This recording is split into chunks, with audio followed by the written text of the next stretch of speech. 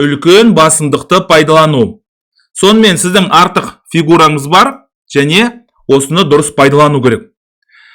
Көптеген бастауыш ойыншылардың қателігі олар деген тура b6 шах дейді, және патша g5 екеуі бірлесіп, содан кейін сіздер мына патша мен сарбазды жеңе алмайсыздар.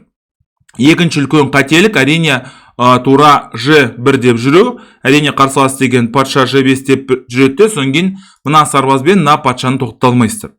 Бұл жерде олай істеудің қажеті жоқ. Бұл жерде ең бастысы тураны b5-ке орналастыру. Екеуінің арасындағы байланысты үзу.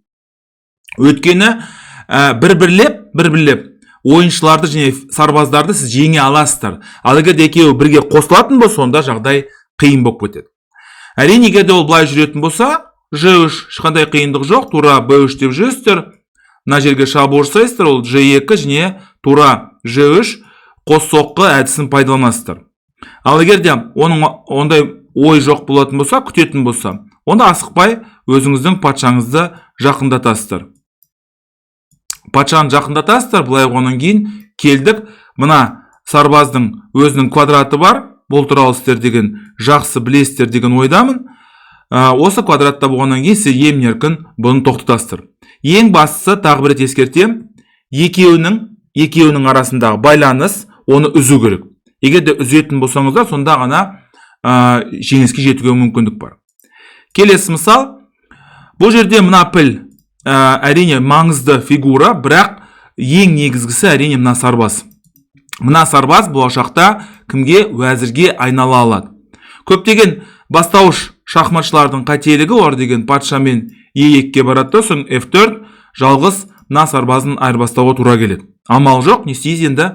Немесе былай жүреді, соң кейін f4 болды, осымен мына сарбаз. Жалғыз піл мына патшаға мат қоя алмайды. Осыны ұмытпаңыздар, жеңіл фигуралардың ондай қасиеті жоқ. Сол себепті бұл жерде екі мүмкіндік бар. Біріншісі піл b7 деген мүмкіндік, мына торды бақылауға аласыздар. Егер де былай жүретін болса, онда e4 бұл деген батарея. Піл деген алдында, ал сарбаз оның артында.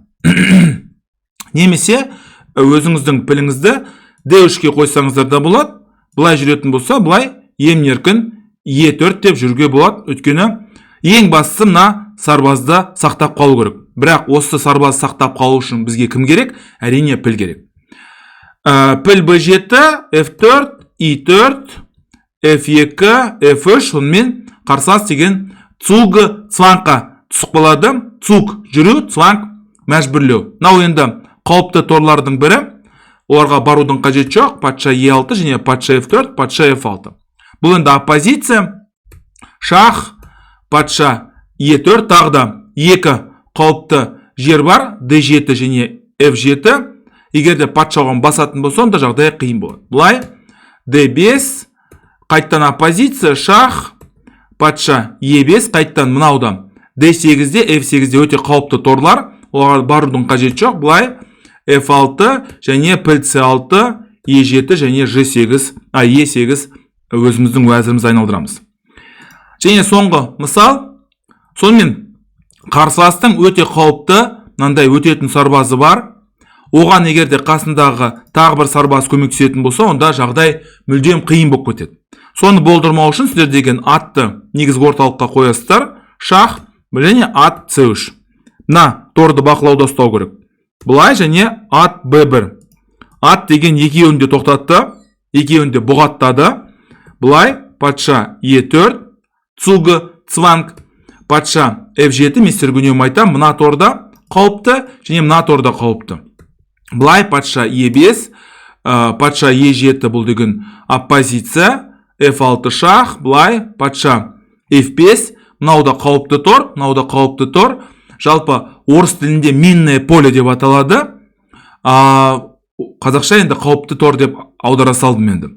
f8, e6, патша e8, бұл жерден асықпау керек. Өйткені сіз былай жүретін болсаңыздар, онда патша деген f6-ға барып қалады. Патша f6-ға. Сол себепті сіздер деген ат a3 деп барасыздар, және қарсыласты мәжбүрлейсіздер. Ол f8 және f7, осымен цуг цванг.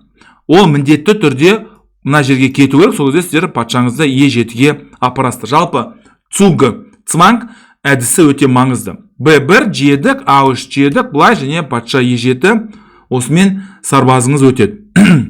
Артық фигураны қалай пайдалану? Енді барынша сол фигураның мүмкіндігін жақсылап тұрып пайдаланудың жолдарын іздестіріңіздер.